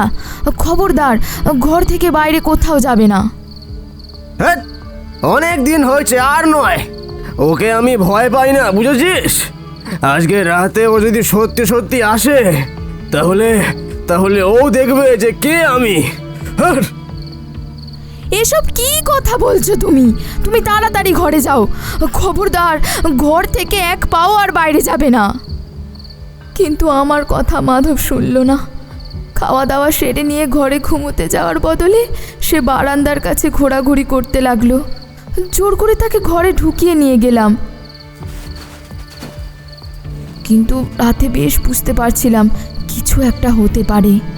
মাধব ঘুমিয়ে পড়ার পরে আমিও ঘুমিয়ে পড়েছিলাম, কিন্তু কেন জানি না হঠাৎ করে আমার ঘুমটা ভেঙে গেল।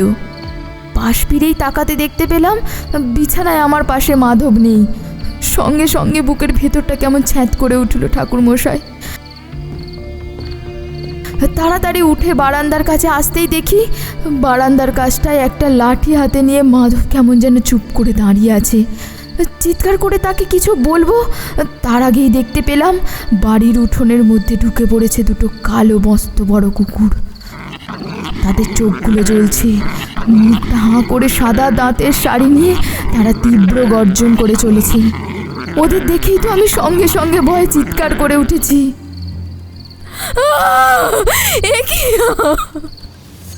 আমি চিৎকার করতে দেখে মাধব পেছনের দিকে তাকিয়ে বলল, আজকে আজকে ওদের সবার শেষ দেখেই সারবস্যা। আমাদের গ্রামে আমরা রাতের বেলা ঘর থেকে বেরোতে পারবো না? এত বড় সাহস তোর! আমি চিৎকার করে যে কিছু বলবো তার জন্য মাধব কিন্তু আর অপেক্ষা করলো না। তার আগেই লাঠিটা একটু শক্ত করে হাতে ধরে নিয়ে ঝাঁপিয়ে পড়লো উঠোনের মধ্যে। কালো কুকুর দুটো ততক্ষণে প্রায় মাধবের কাছাকাছি এসে পড়েছে। আমি হ্যারিকেনটা বারান্দার উপর রেখে তাড়াতাড়ি নিচের দিকে ঝাঁপিয়ে পড়তে যাব, এমন সময় দেখতে পেলাম কুকুর দুটোর পেছনে দাঁড়িয়ে রয়েছে একটা মেয়ে, কালো কাপড় তার গায়ে। দেখে কিন্তু কোনো কিছু মনে হবে না, কিন্তু তার দুটো পা দেখা যাচ্ছে না, যেন মাটিতে নয় বাতাসে ভেসে ভেসে সে এগিয়ে আসছে সামনের দিকে। আমি কিছু বলার আগেই মাধব তখন লাঠি নিয়ে সেই কুকুর দুটোর ওপর ঝাঁপিয়ে পড়েছিল। কুকুর দুটোর একটা কামড় তার লাঠির উপরে এসে পড়েছে, অন্যটা তাকে চেপে ধরেছে মাটির উপরে। সেই মেয়েটা হাতে তখন একটা খাড়ার মতো কি যেন উঠে এসেছে ঠাকুরমশাই। আমি সঙ্গে সঙ্গে বুঝতে পারলাম গ্রামে মাথা কাটা যে মৃতদেহ পাওয়া গেছে তার পেছনে এরই হাত রয়েছে। আমি লাফিয়ে নিচে নামতে যাব, এমন সময় একটা ব্যাপার ঘটল ঠাকুরমশাই। না না না না, আমার মনে হয় মাধবের বউ এত রাতে তোমার এখানে আসাটা একদম ঠিক হয়নি। আমি জানি বিনোদ, কিন্তু না এসে উপায় ছিল না। এমন একটা অদ্ভুত ব্যাপার হয়েছিল, সে কথা ঠাকুরমশাইকে বলা দরকার। ঠাকুরমশাই, বারান্দা থেকে আমি নিচে নামতে যাব, এমন সময় মনে হলো আমার পিছনে যেন একটা মেয়ে এসে দাঁড়িয়েছে। সে আমায় আস্তে আস্তে বলল, সামনে যেও না, সামনে গেলেই কিন্তু বিপদ হবে। ওর সামনে কেউ গেলে তাকে কিন্তু ও ছাড়বে না। মাধবের বউয়ের দু চোখে কৌতূহল, তার সঙ্গে এসেছে একজন স্ত্রীলোক আর দুজন পুরুষ মানুষ। তাদের সঙ্গে লাঠি সোটা আর হ্যারিকেন রয়েছে, কিন্তু তোমার বাড়িতে তুমি আর মাধব ছাড়া তো আর কেউ থাকে না। যতদূর আমি শুনেছি, তাহলে যে তোমায় এই কথাটা বলল সেটা কে? জানি না ঠাকুরমশাই। আমি পেছনের দিকে তাকিয়ে যেন মেয়েটাকে এক মুহূর্তের জন্য দেখতে পেলাম, তারপরেই দেখলাম সেখানে কেউ নেই। এমন সময় মাধবের প্রচণ্ড চিৎকার শুনে সামনের দিকে তাকাতেই দেখতে পেলাম মাধবের সামনে দাঁড়িয়ে থাকা সেই মেয়েটার হাতের খাড়ার মতো অস্ত্রের গা থেকে তখন রক্ত পড়ছে ঠাকুরমশাই। কুয়াশার মধ্যে ভালো করে দেখা যায় না, তবু যেন হ্যারিকেনের আলোতে আমি দেখতে পেয়ে আর সামলাতে পারলাম না নিজেকে, জ্ঞান হারিয়ে লুটিয়ে পড়লাম মাটির ওপরে। তারপরে আর কিছু মনে নেই ঠাকুরমশাই। যখন জ্ঞানটা ফিরল তখন দেখতে পেলাম উঠোনের মধ্যে পড়ে রয়েছে মাধবের গলা কাটা দেহটা, আর তার মাথাটা কোথাও নেই। কথাগুলো বলতে বলতে মাধবের বউ আবার কাঁদতে লাগলো। সেই লোকটি তাকে সামলাবার চেষ্টা করলো। পাশে দাঁড়িয়ে থাকা দুজন পুরুষ মানুষের মধ্যে এবার একজন বলে উঠল, আর দেরি করা ঠিক হবে না, এক্ষুনি বাড়ি চলো, অন্ধকার হয়ে গেছে যে। এখন আমাদের সাবধানে বাড়ি ফিরতে হবে। ঠাকুরমশাই, আপনি যখন এসে পড়েছেন আপনার ওপরেই ভরসা আছে, কিন্তু কিন্তু এমনভাবে যদি চলতে থাকে তাহলে তো আমরা প্রাণ নিয়ে বিপদে পড়ব। আর দুটো দিন সময় দাও আমায় তোমরা। এই দুটো দিন রাতের বেলা খুব সাবধানে থাকতে হবে তোমাদের। আশা করি এই দুদিনের মধ্যেই যা হওয়ার সব হয়ে যাবে। আজকে রাতে আমি আর বিনোদ পথে বেরোবো। প্রত্যেক দিন রাতে যখন ওই পিশাচিনী গ্রামের পথে বেরোবে, তাহলে আজকে রাতে যদি তার সঙ্গে আমার দেখা হয়, তাহলে আজকেই হবে তার জন্য শেষ রাত। আমার কথায় সন্তুষ্ট হয়ে ওরা চলে গেল। বিনোদ কিছুক্ষণ চুপ করে থেকে বলল, আপনি কি কিছু বুঝতে পারছেন? মানে এই সমস্যাটা কেন হচ্ছে? এই বিপদ থেকে উদ্ধার পাওয়ার কি কোনো রাস্তা নেই? ওর সঙ্গে সরাসরি মোকাবিলা করে যে আমরা বাঁচতে পারবো না, সেটা তো ভালোই বুঝতে পারছি। বিনোদের কথা মিথ্যে নয়। ওই পিশাচিনী এবং দুটো কালো কুকুরের সঙ্গে সরাসরি মোকাবিলা করা কিংবা তাদের আটকাবার ক্ষমতা সত্যি বলতে আমাদের নেই। যদিও আমি তন্ত্রমন্ত্র ক্রিয়া করে অনেক কিছু করে তাদেরকে বাঁধন করার চেষ্টা করতে পারি, কিন্তু ওদের ক্ষমতা অনেক বেশি। বিশেষ করে সেই মাটির মন্দির চারপাশে অতগুলো কাটা মাথা দেখে আমি বুঝতে পেরেছি এমন কিছু একটা সে করতে চাইছে, যেটা নেহাত ছোটোখাটো ব্যাপার নয়। আপনি কি বলতে চাইছেন বলুন তো? আমি ঠিক বুঝতে পারলাম না ঠাকুরমশাই। মানে আপনি বলতে চাইছেন সরাসরি ওই পিশাচিনীর সঙ্গে যুদ্ধ করা আপনার পক্ষেও সম্ভব নয়? না, সব সময় এমনটা হয় না। একটা কথা তোমরা ভুলে যাচ্ছ, এই পিশাচিনী হলো একটা শক্তি। আমার সঙ্গে সরাসরি মুখোমুখি হলেও সে হয়তো সেখান থেকে চলে যাবে, এবং তারপরে হয়তো আমার অনুপস্থিতিতে অন্য কোনো সময় আবার সেই ঘর ঘুমটি পুড়ে আসবে। আমাকে এমন কিছু করতে হবে যাতে সে আর কোনো দিন এইখানে আসতে না পারে। তার জন্য আপনি কি করলেন? আর সেদিন রাতে বিনোদকে নিয়ে যদি পথে বেরিয়ে থাকেন, তাহলে তার সঙ্গে তো আপনার দেখা হওয়া অবশ্যই সম্ভব হবে। কিন্তু একটা কথা বুঝতে পারলাম না, মানে ওই মাধবের বউ বা ওই দুজন পুরুষ মানুষ এবং একজন স্ত্রীলোক, তারাও তো ওই পথ ধরেই রাতের বেলায় ফিরে গেল, তাদের কেন কিছু হলো না? তারানাথের মুখে এইবার একটা রহস্যময় হাসি ফুটে উঠল। পাসিং শো সিগারেটের প্যাকেট থেকে আর একটা সিগারেট বের করে তাতে অগ্নিসংযোগ করে কয়েকটা টান দিল সে। এরপর কিছুক্ষণ চুপ করে থেকে আবার সে বলা শুরু করল। গল্পের আসল অংশটাই তো এইবার তোমরা শুনতে চলেছ। এতক্ষণে তোমরা যা শুনেছ তা না বললে পুরো ব্যাপারটা তোমরা বুঝতে পারতে না, কারণ এরপরেই এক আশ্চর্য ব্যাপার ঘটেছিল। এই কথা বলে তারানাথ আবার কিছুক্ষণ সিগারেট টেনে সেটা শেষ করল, তারপরে আবার বলতে শুরু করল। আর ঠিক তখনই আমরা শুনতে পেলাম এক ভয়ঙ্কর ব্যাপার। সেই মুহূর্তে আমি অনেক কিছুই ভেবেছিলাম,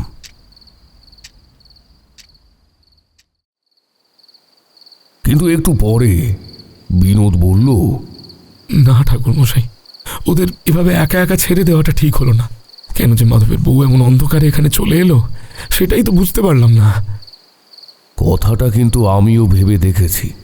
তুমি একা নও, ওরা যখন চারজন একসঙ্গে রয়েছে তখন ওদের কোনো ক্ষতি হবে বলে আমার মনে হয় না। বেশ কয়েকজনের একটা দল আমাদের এই গ্রাম থেকে রাতে যাত্রা করে অন্য গ্রামে যাচ্ছিল, তাদের মধ্যেও একজনকে নিয়ে গেছে। কিন্তু একটা ব্যাপার খেয়াল করে দেখেছি। যাই হোক, এবার আমরা বেরিয়ে পড়ি, চলুন। বিনোদের কথা শুনে আর না করতে পারলাম না। একটা হ্যারিকেন হাতে করে নিয়ে এলো বিনোদ। এই বিনোদের বাড়ি থেকে মাধবের বাড়ি কিন্তু বেশ খানিকটা দূর।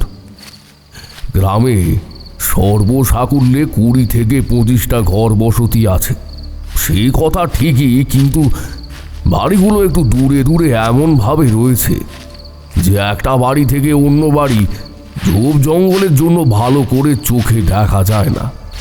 গ্রামের পথে দুজনে মিলে হাঁটতে হাঁটতে এগিয়ে চলেছি, আর ভেবে চলেছি ওই দুটো কালো কুকুরওয়ালা পিশাচিনীকে কিভাবে আটকানো যায়। এতদিন ধরে অনেক তন্ত্রমন্ত্র করেছি, কিন্তু এমন কথা তো কখনো শুনিনি। পথে চলতে চলতে হঠাৎ করে একটা ব্যাপার মনে হতেই বুকের ভেতরটা কেমন যেন কেঁপে উঠল। একটা নিম্ন স্তরের অতি গুপ্ত তন্ত্র রয়েছে, যেখানে আমাদের এই জগতের সঙ্গে চলতে থাকা অন্য সমান্তরাল জগৎ থেকে পিশাচিনীদের ডেকে আনা যায়। সেখানে 2 পিশাচিনী রয়েছে, তাদের একজনের নাম আল আর আরেকজনের নাম আকাল। 2 পিশাচিনীর ক্ষমতা তেমন বেশি নয়, কিন্তু একবার এই 2 পিশাচিনী কোনো জায়গায় একসঙ্গে অবস্থান করতে পারলে সেই স্থানে অনেক দূর পর্যন্ত তারা এমন সমস্ত ক্ষতি করে বসে যা কখনোই সহজে রোধ করা যায় না। আর এই দুই পিশাচিনীর সঙ্গে থাকে তাদের দুই কালো বাহন। তারা আসলে কালো অন্ধকার দিয়ে তৈরি, যেন মৃত্যুদূত। আর সব থেকে বড় কথা, এরা যে কোনো পশু পাখি প্রাণীর রূপ গ্রহণ করতে পারে। এই কথাটা মনে হওয়ার সঙ্গে সঙ্গেই আমি থমকে দাঁড়িয়ে পড়েছিলাম। আমাদের বেরোনোর কিছুক্ষণ আগেই মাধবের বউ এবং তাদের দলটা বেরিয়েছিল। আমি পিছিয়ে পড়েছিলাম। বিনোদ আমাকে নেওয়ার জন্য পিছনে ঘুরেছে, এমন সময় সামনের দিকে শুনতে পেলাম, আর সেটা বলে দিতে হয় না যে ওটা মাধবের বউয়ের গলা। আমি আর বিনোদ তাড়াতাড়ি করে দ্রুত পায়ে এগিয়ে গেলাম সামনের দিকে। কুয়াশা তখন ছড়িয়ে পড়েছে চারপাশে, কোনো কিছুই ভালোভাবে দেখা যায় না। বিনোদ চিৎকার করতে লাগলো, কি হলো মাধবের বউ? আরে তোমরা কোথায় আছো? কি হয়েছে? আমাদের গলা শুনেই বোধহয় তাড়াতাড়ি ছুটে এলো দুজন। দেখি সেই পুরুষ দুজন। তারা আমাদের দেখে ভয়ার্ত গলায় কি যেন বলতে লাগলো, কিন্তু সেসব শোনার মতো সময় তখন আমার নেই। বিনোদ তাদেরকে সামলাতে লাগলো। আমি তাড়াতাড়ি সেই কুয়াশার মধ্যে আরো খানিকটা এগোতেই পথের ডান পাশে মাটির উপর জমির উপরে যে দৃশ্যটা দেখতে পেলাম, তা দেখার জন্য মোটেই তৈরি ছিলাম না। মাটির ওপর পড়ে রয়েছে মাধবের বউ এবং তার দুটো পায়ের ওপর পায়ের ভর রেখে দাঁড়িয়ে রয়েছে সেই মেয়েটা, যেই মেয়েটিকে আমি বারবার দেখেছি ওই গাছের কাছে। এমনকি এমন বিপদের মধ্যে পড়েও কিন্তু মাধবের বউ যেন সাহস হারায়নি। সে তার পায়ের তলা থেকে বেরোবার চেষ্টা করছে আর চিৎকার করে বলছে, আমাকে আমাকে মেরে তুই কিছুই করতে পারবি না। ঠাকুরমশাই যখন এই গ্রামে এসেছে তখন তখন ঠাকুরমশাই ঠিক কিছু না কিছু করবে। মাধবের বউয়ের সঙ্গে আরো যে একটা মহিলা ছিল, সে এক পাশে মাটির উপর পড়ে থরথর করে কাঁপছিল। কালো কুকুর দুটো যেন তাকে পাহারা দিচ্ছে। যে কোনো মুহূর্তে সুযোগ পেলে গায়ের ওপর ঝাঁপিয়ে পড়বে।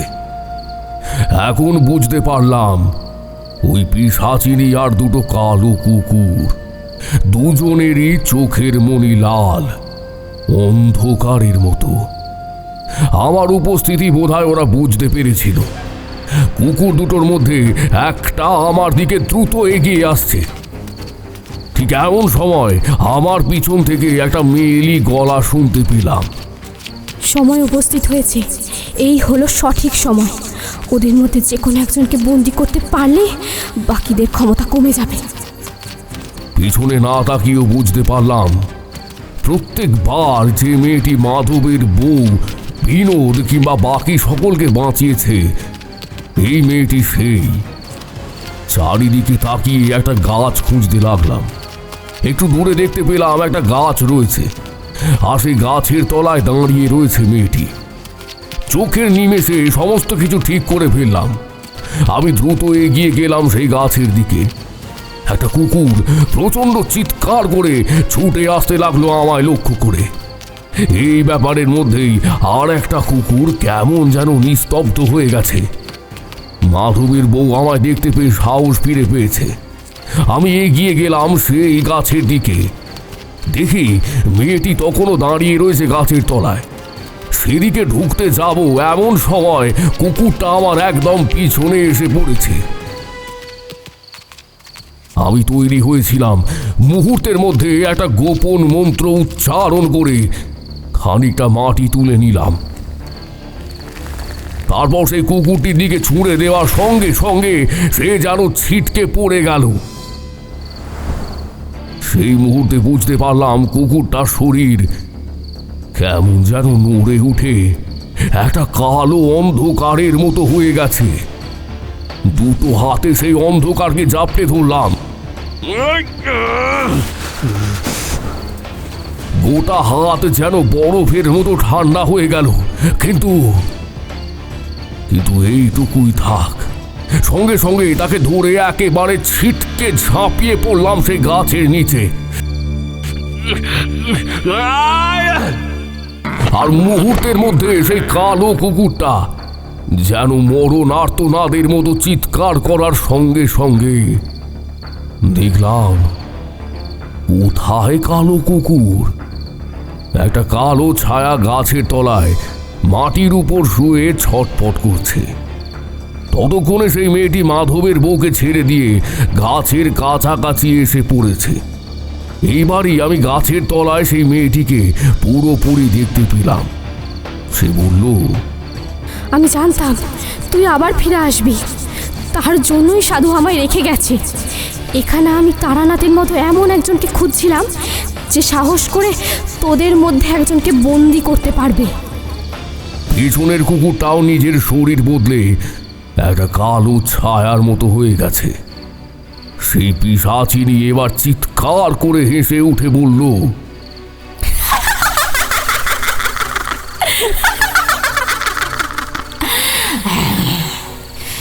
একবার যদি আমি হালকে জাগাতে পারি তাহলে তাহলে তাহলে তুই আর কোনো কিছু করতে পারবি না। এতদিন ধরে এই কাজ করে চলেছি আমি, একবার ওকে জাগাতে পারলে এই গোটা গ্রাম আমি শ্মশানে পরিণত করে দেব। ততক্ষণে বিনোদ এবং বাকিরা সেখানে এসে পড়েছে। মাধবের বউ সেই স্ত্রীলোকটিকে উঠিয়ে দাঁড় করিয়েছে। তারা পথের কাছে হ্যারিকেনের আলো নিয়ে দাঁড়িয়েছে। বিনোদ চিৎকার করে বলল, ঠাকুরমশাই, ঠাকুরমশাই, ওই গাছটাকে সেদিন আমি দেখেছিলাম, ওই গাছটা। তোমরা কারা? কেন এই ঘরঘণ্টিপুরে এমন করছো তোমরা? সব কথা বলবো, এখনই এখনই গাছের একটা ডাল ছিঁড়ে ওই ওই শয়তানটার শরীরে স্পর্শ করো, তারপর দেখবে কি হয়। তার কথা মতোই কাজ করলাম। একটা পাতার ডাল ছিঁড়ে সেই কালো ছায়ামূর্তি, যেটা প্রায় প্রাণহীন হয়ে পড়েছিল, তার গায়ে ছুঁয়ানোর সঙ্গে সঙ্গে দাউ দাউ করে আগুন জ্বলে উঠল। আর তার সঙ্গে সঙ্গে বাইরে থাকা সে কুকুরের মতো কালো শরীরটা আর পিশাচিনী শরীরটাও যেন আগুনে পুড়তে লাগলো। একটা পচা গন্ধ ছড়িয়ে পড়ল চারপাশে, আর তার সঙ্গে সঙ্গে প্রচণ্ড চিৎকার করতে লাগলো সে। এই বিভৎস কণ্ঠস্বরে চিৎকারের সঙ্গে সঙ্গে কোথায় যেন হাওয়ায় মিলিয়ে গেল অবয়বগুলো। এখনো আর একটা কাজ বাকি আছে তারানাথ। এক্ষুনি ওই দক্ষিণের জঙ্গলে যেতে হবে। সেখানে মাটির চারপাশে যে মাথাগুলো মাটির তলায় পোতা হয়েছে, সেই মাথাগুলোকে তুলে আনতে হবে। 13টা মাথা যদিও সম্পূর্ণ করে ফেলতো, তাহলে তাহলে মানুষের রক্তে জেগে উঠত আর একজন। বিনোদ আর বাকিদের সেখান থেকে বাড়ি পাঠিয়ে দিলাম। গাছের তলা থেকে বেরোবার সঙ্গে সঙ্গে যেন সেই মেয়েটি আর গাছটি কোথাও মিলিয়ে গেল। একা সেই শীতের রাতে দক্ষিণের জঙ্গলে গিয়ে সেই মাথাগুলিকে মাটি থেকে তুলতে তুলতে বুঝতে পারছিলাম মাটির তলা থেকে কালো কালো শিকড়ের মতো কি যেন এসে কাটা মাথার গলার কাছে মিশেছিল। সব কিছু শেষ করে মাথাগুলিকে মাটির তলায় পুঁতে দিয়ে সেই মণ্ডর চারপাশে আবার ঝোপ জঙ্গল লতাগুলোকে ছড়িয়ে দিলাম। দূরে তাকিয়ে দেখি সেই মেয়েটি দাঁড়িয়ে রয়েছে। তাকে ভালোভাবে স্পষ্টভাবে দেখা যায় না, শুধু একটা মুখ যেন অল্প অল্প দেখতে পাচ্ছি। শান্ত শিথিল একটা মুখ। সে আবার বলল, আজ থেকে অনেক বছর আগে এই ঘরঘণ্টিপুরের এই জঙ্গলে এক তান্ত্রিক সাধনা করত। ওই 2 পিশাচিনীকে এখানে আহ্বান করেছিল সেই তান্ত্রিক, কিন্তু তান্ত্রিক বুঝতে পেরেছিল তারা তার বাঁধন কাটিয়ে বেরিয়ে যাচ্ছে, তাই ওদের মধ্যে একজনকে সে ওখানে মাটির তলায় বন্দি করে দিয়েছিল। তারপর আর একজনকে বন্দি করার চেষ্টা করে সে, কিন্তু পারে না। তাই তান্ত্রিক এই জঙ্গলে রেখে গেছে আমাকে। যতবার পিশাচিনী ওকে মুক্ত করার চেষ্টা করে, ততবার আমি তোমার মতো কারোর সাহায্য নিয়ে ওকে আটকাই। যেদিন মুক্ত করে ফেলতে পারবে সেদিন এই ঘরঘণ্টিপুরের সর্বনাশ নেমে আসবে। কিন্তু তুমি কে? তোমাকে যদি সেই সাধু এখানে এনে থাকে তাহলে তুমিও কি ওদের মতনই কোনো পিশাচিনী? আমিও পিশাচিনী, কিন্তু সাধু আমায় যে কাজে রেখেছে আমায় সেই কাজই করতে হবে। ওদের হাত থেকে আজ পর্যন্ত যারা যারা বেঁচেছে তাদের সবাইকে আমি সাহায্য করেছি, এমনকি যাদেরও মারার চেষ্টা করেছে তাদেরকেও আমি সাহায্য করেছি, কিন্তু যারা আমার কথা শুনেছে তারাই বেঁচেছে। এখন তুমি ফিরে যাও তারানাথ। এই ঘরঘণ্টিপুরে আর 7 বছরের মধ্যে কখনোই কাউকে বাঁচাবার জন্য ফিরে আসতে পারবে না।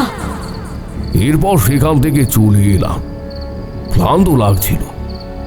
বাড়িতে ফিরে বিনোদকে সব কথা খুলে বলতেই বিনোদ বলল, আপনাকে তো বলেছিলাম সেদিন রাতে ওই মেয়েটা আর ওই গাছের জন্যই আমি বেঁচে গিয়েছিলাম। তারপরেও 2-1বার মেয়েটির কথা শুনতে পেয়েছি, কিন্তু আমি ভয় পেয়ে গিয়েছিলাম ঠাকুরমশাই, আমি ভয় পেয়ে গিয়েছিলাম। তাহলে তাহলে আমাদের এই ঘরঘণ্টিপুরের আর কোনো ক্ষতি হবে না তো? 7 বছর পর ওরা আবার আসবে, তবে মানুষ ছাড়া কোনো কিছুই হবে না। আর খবরদার ওই মণ্ড যেন আর কেউ না ভাঙে। ওই মণ্ড ভাঙলে তাহলে কিন্তু ওই পিশাচিনী আর তার সঙ্গে থাকা তার 2 বাহন কালো কুকুর, মানে কুকুরের রূপ নিয়ে যারা এসেছিল ওরা আবার বাইরে বেরিয়ে আসবে। দক্ষিণের জঙ্গল থেকে দূরে থেকো তোমরা।